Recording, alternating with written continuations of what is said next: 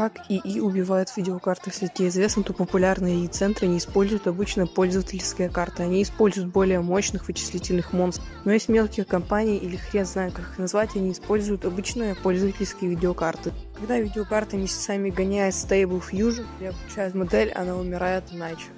Первое, что умирает, это память. Она горит.